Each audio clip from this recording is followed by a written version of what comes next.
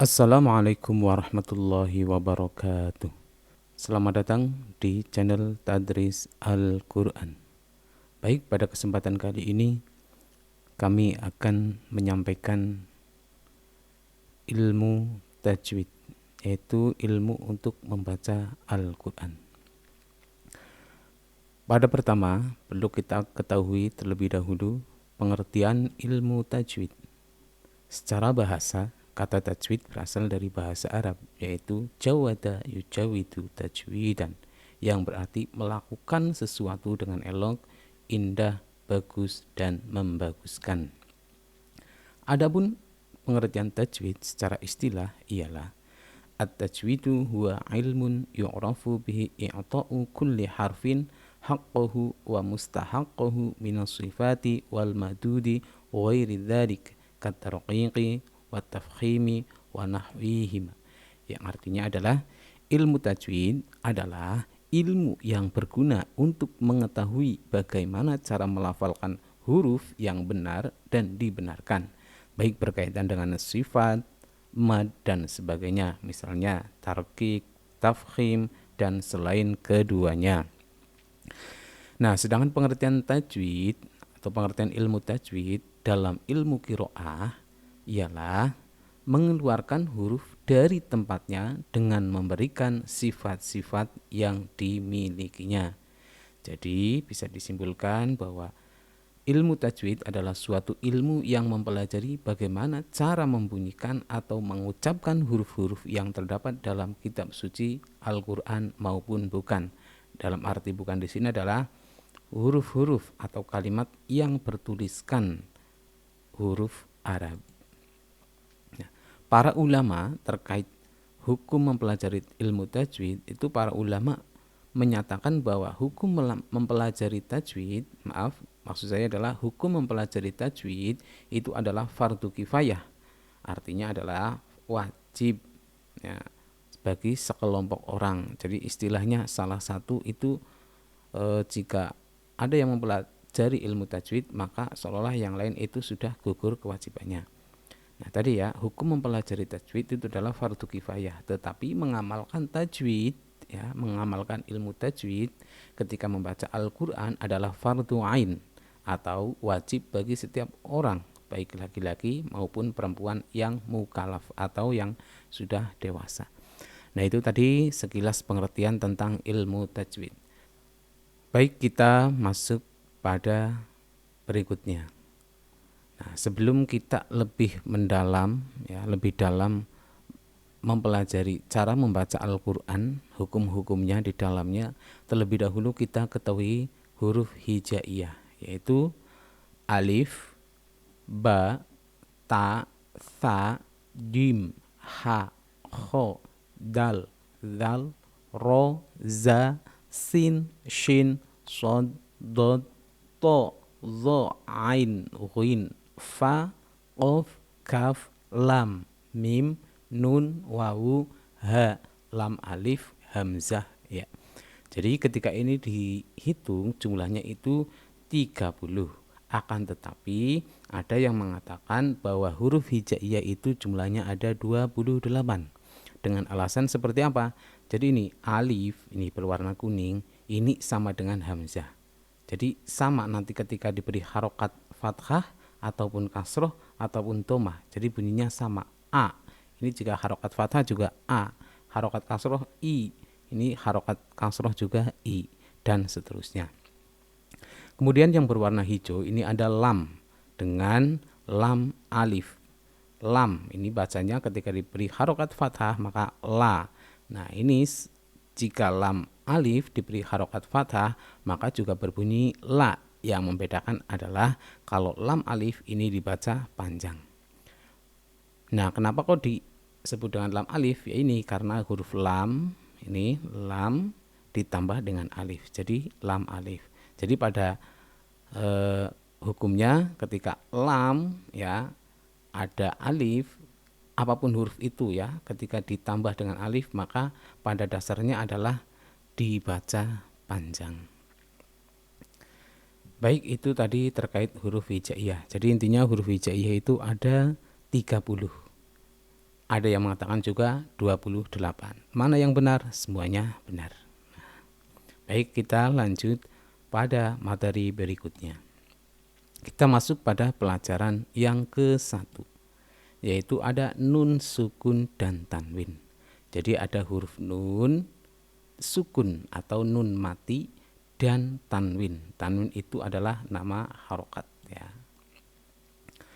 Huruf nun sukun tetap terlihat dalam tulisan maupun ucapan, baik ketika dibaca wasol maupun wakof, dan bisa dijumpai pada kalimat isim, fi'il maupun huruf.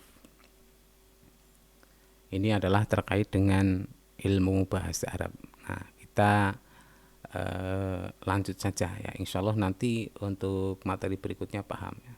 Intinya adalah kalau nun sukun itu terlihat dalam tulisan maupun ucapan, baik ketika dibasol maupun wakof. Nah, berikutnya contohnya adalah min ghislin yang tafi'u. Nah, ini nunnya terlihat. Ketika saya mengucapkan min ya, itu berarti terdiri dari huruf mim dan nun. Nah, ini nun sukun. Ini terlihat baik secara tulisannya maupun secara suaranya terdengar min. Kemudian ada yang tafi'u. Nah, ini ada nun sukun. Ini nunnya terlihat dan di dalam suaranya juga terdengar, walaupun di sini adalah samar karena ini nun sukun bertemu tak ya. Ini namanya bacaan apa, kita nanti akan tahu di materi-materi berikutnya. Baik, tadi ada nun sukun. Sekarang tanwin. Tanwin ialah nun mati atau nun sukun yang ada pada akhir kalimat isim. Terlihat suaranya atau terdengar suaranya atau ucapannya, bukan pada tulisannya. Jadi hanya terdengar suaranya, tapi tulisannya bukan atau tidak ada. Atau nun sukun yang berada di akhir kata, ada pelafalannya namun tidak ada dalam tulisannya. Jadi ada lafalnya ketika mengucapkan. Contoh nanti ya, nanti ada contohnya. Jadi ketika tanwin itu terbaca ya, suaranya itu terdengar, tetapi tulisannya itu bukan nun sukun. Nah, ya, kami ulang lagi, tanwin ialah nun mati atau nun sukun yang ada pada akhir kalimat isim, terlihat suaranya atau terdengar suaranya ataupun ucapannya bukan pada tulisannya, atau nun sukun yang berada di akhir kata, ada pelafalannya namun tidak ada dalam tulisannya. Baik, kita lihat contoh berikut ini. Contoh yang pertama, kitabun. Ini dalam penulisannya ya, kitabun, masjidun, baitun. Akan tetapi cara membacanya ini ketika bun ini kan tanwin. Nah, seolah-olah itu adalah terdiri dari huruf ba dan nun. Kitabun. Nah, jadi namanya tanwin, hanya terdengar suaranya, tapi nun sukun bukan bentuk nun sukun. Tadi ini sudah dijelaskan. Nah, untuk lebih jelasnya kalian bisa baca kembali dan amati kembali. Kemudian contoh yang kedua, masjidun.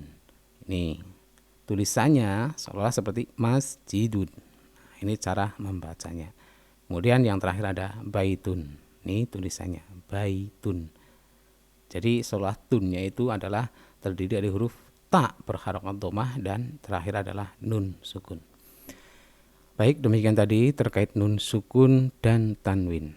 Nah, kita masuk pada materi berikutnya, yaitu ada perbedaan nun sukun dan tanwin. Tadi sudah mengetahui apa itu nun sukun dan tanwin.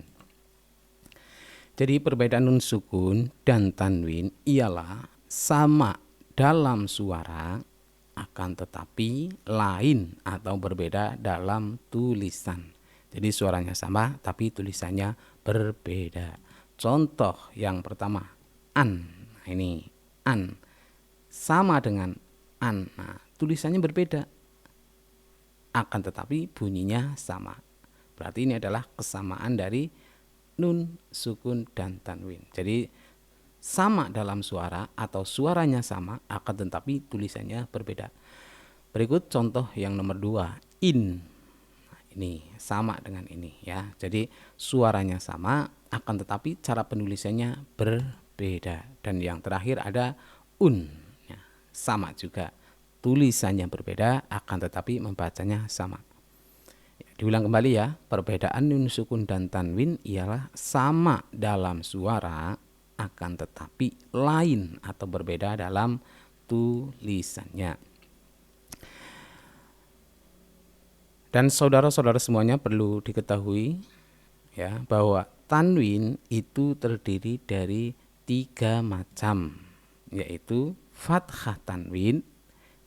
Biasanya fathah tanwin terletak di, atau bukan biasanya tetapi pasti, yang namanya fathah tanwin itu terletak di atas sebuah huruf dan garisnya miring seperti ini, 2, terdiri dari 2, itu namanya fathah tanwin atau fathatain.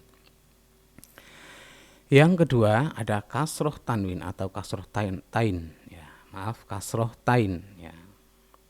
Simbolnya seperti ini. Nah, ini pasti di bawah huruf. Dan yang terakhir ada domah tanwin atau domatain ya. Ini simbolnya seperti huruf domah tapi double di atas huruf. Kami ulang lagi, tanwin itu terdiri dari 3 macam. Yang pertama adalah fathah tanwin, yang kedua kasroh tanwin, dan yang ketiga adalah domah tanwin. Itu tadi perbedaan antara nun, sukun, dan tanwin. Baik, kita masuk pada pembahasan berikutnya. Ada hukum nun, sukun, dan tanwin ya. Tadi sudah mengetahui apa itu nun, apa itu tanwin, perbedaannya di mana. Nah, sekarang kita mempelajari tentang hukum nun, sukun, dan tanwin. Adapun pembagian hukum nun, sukun, dan tanwin itu terbagi menjadi 4. Yang pertama ada izhar, yang kedua ada idgham, yang ketiga ada iqlab, dan yang terakhir ada ikhfa. Dan perlu diketahui, ada yang mengatakan bahwa hukum nun sukun itu terbagi menjadi 5. Tetapi kok di sini 4? Nah, mari kita lihat bersama. Jadi ketika tadi di sini dikatakan bahwa hukum nun sukun ya, itu hukum nun sukun dan tanwin itu dibagi menjadi 4. 1 izhar, yang kedua idgham, yang ketiga iqlab, dan yang terakhir ikhfa. Nah, di sini akan tetapi idgham itu terbagi menjadi 2, yaitu 1 idgham bi gunnah dan yang kedua idgham bi ghairi gunnah atau dengan istilah idgham bila gunnah. Jadi ketika dijumlah sama 1, 2, 3, 4, 5. Jadi sama. Yang mengatakan 4 juga benar, yang mengatakan 5 juga benar. Hanya perbedaannya kalau yang mengatakan 4 itu idghamnya diringkas. Tapi sebetulnya ada 2, idgham bi gunnah dan idgham bi ghairi gunnah. Dan jika yang menyebutkan 5 itu berarti izhar, idgham bi gunnah, idgham bila gunnah, iqlab, dan yang terakhir adalah ikhfa. Itu tadi hukum nun sukun dan tanwin. Baik, cukup sekian pembelajaran pada kali ini. Baik, cukup sekian materi pada kali ini. Kita lanjut pada video-video berikutnya. Dan perlu kami ingatkan, bagi yang belum subscribe, mohon bantuannya, dukungannya untuk mensubscribe channel Tadris Al-Quran. Dan jangan lupa juga dinyalakan tombol loncengnya, sehingga ketika kami upload video-video terbaru, kalian tidak akan ketinggalan. Baik, terima kasih atas partisipasinya. Semoga bermanfaat bagi kita semuanya. Wallahu a'lam bishawab. Wassalamualaikum warahmatullahi wabarakatuh.